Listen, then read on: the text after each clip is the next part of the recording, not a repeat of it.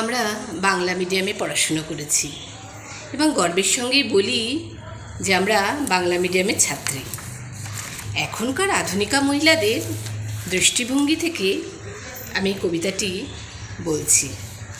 কবি অপূর্ব দত্ত, কবিতা বাংলা টাংলা। অ্যানুয়ালের রেজাল্ট হাতে বাড়ি ফিরল ছেলে।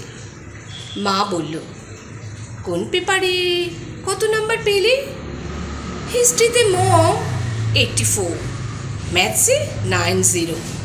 মা বলল, fantastic, just like a hero. Science dad, not so fair, only 69।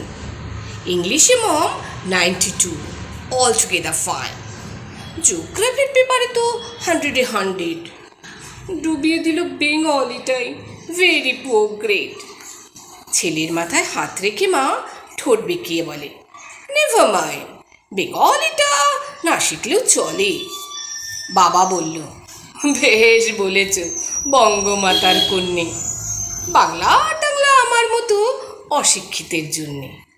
Vidyasagar, Rabindranath নেহাত ছিলেন বোকা, না হলে কেউ শখ করে হয় বাংলা বইয়ের পোকা। মা বলল, চুপ করো তো, ওর ফলটা কিসে? স্কুলে কেন বেঙ্গলিটা পড়ায় না ইংলিশে?